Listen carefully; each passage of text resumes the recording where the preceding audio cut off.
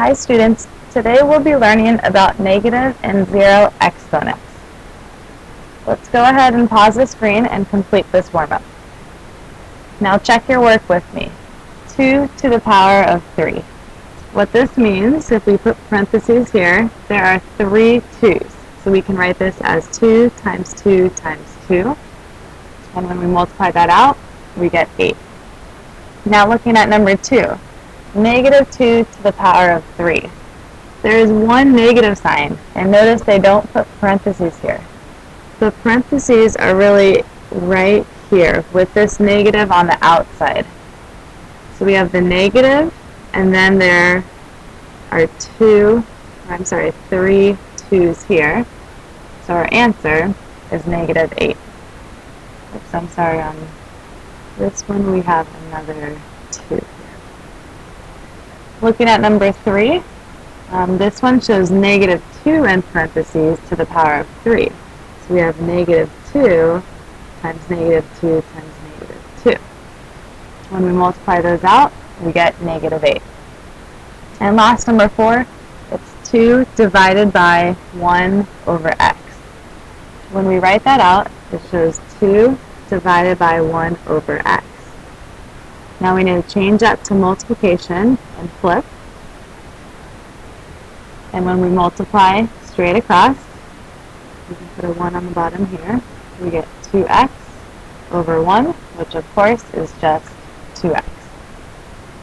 Okay, now let's go ahead and start our lesson for the day. Make sure you're writing down these two properties about negative exponents and zero as an exponent. When you look at the first property here, for the negative exponent here of negative 4, we have 6 to the negative 4 power. What we do, we write that as a fraction. So we put on 1 on top and put 6 to the 4th on the bottom. It's kind of like taking the reciprocal. 6 to the negative 4, if we made it a fraction, really has a 1 on the bottom. So you can see taking the reciprocal, we bring the 1 on top and 6 to the 4th on the bottom. So this negative exponent becomes positive when you take the reciprocal. Looking at the second box, 0 as an exponent, notice that any number raised to the power of 0 is 1. 5 to the power of 0 is 1. Negative 2 to the power of 0 is 1. Any number we can raise to the power of 0 always equals 1. Let's explain those properties a little more further on the next couple examples. Looking at example 1, we have a division here. 6 squared divided by 6 to the power of 6. So let's show how this property works. So we can cancel out the 6's on the top and the bottom. So 6 here divided by 6 on the bottom, we can just cross those out as 1. 6 here divided by 6 here is also 1. And we've learned this before in our division lesson. So nothing is left on top, so we can hold that place by putting a 1. And there are 4 6's on the bottom. So we have a 1 on the top divided by 6 to the power of 4. Notice what happens if we take the shortcut and we use our rule of subtraction because it's division here. We subtract the top exponent 2 minus the bottom exponent 6. So 6 to the power of 2 minus 6 is 6 to the negative 4. So these two expressions right here are equal. Let's do a little more practice. So on example 2, we need to write 38 to the power of negative 4 as a fraction. So we take the reciprocal here. We put a 1 on the top because sitting here is really a 1 on the bottom. So we bring the 1 to the top and put 38 to the power of 4 on the bottom as a denominator. Notice when you make it a reciprocal, when you make it a fraction, this negative exponent becomes positive as you move it to the bottom. Now looking at example 3. So again, we need to take the reciprocal of anything we see as a negative exponent. So we can write this. So let's put a 1 on the bottom here.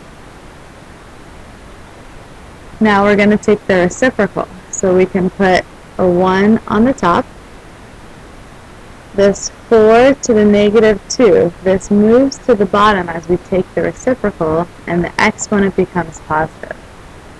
X to the 5th. X to the 5th has a positive exponent, so we keep that right where it is as the numerator. We only move the expression, or the variable, only when it has a negative exponent. Z to the negative 3, that can move to the denominator, and the exponent becomes positive. Let's simplify this a little more. So on top we have x to the 5th, and on the denominator, 4 squared is 16, and z to the 3rd can stay as z to the 3rd. And that's your final answer. A few more. So let's explain the properties of zero exponents in example 4. So looking here, x to the 6th divided by x to the 6th. We write out all 6 x's as the numerator and denominator, and we can start canceling these out through division, as you can see here.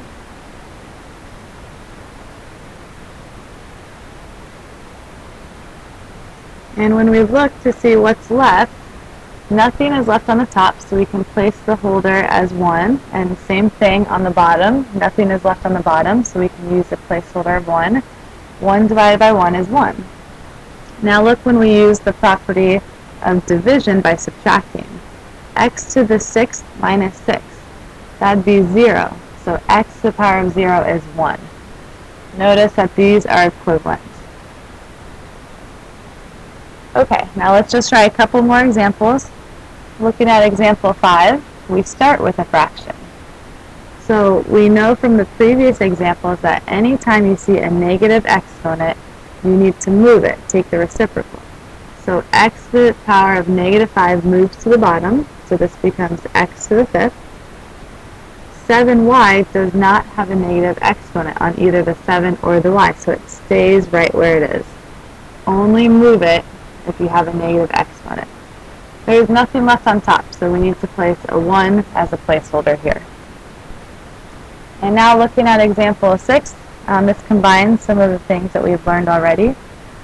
So we have this expression to the power of negative 2. Let's go ahead and distribute the negative 2 to all the exponents inside. So we have 4 to the negative 2 power, x to the negative 2 times negative 1, so that would be 2. Then we have y to the 3 times negative 2, that's negative 6. And z to the power of negative 2, because z has an exponent of 1, even though we can't see it. Okay, now we have this string of numbers and variables here. Anytime we see a negative exponent, again, we need to move that to the bottom of the fraction. We move it from wherever it is. When it's sitting right here, you can really think of this as a fraction with the number 1 on the bottom. So 4 to the negative 2, it's negative, so we need to move that down to the bottom and make the exponent positive. X squared does not have a negative exponent, so it stays right there as the numerator of the fraction. Y to the negative 6, that has a negative exponent, so we move that down, and the exponent becomes positive when you move it. And z to the negative 2 also has a negative exponent, so you move that down to the denominator, and it becomes a positive exponent. So our final expression would be x squared over 16 y to the 6th z squared. Okay, students, you guys go ahead and try these 3 problems, and I'll see you in class tomorrow.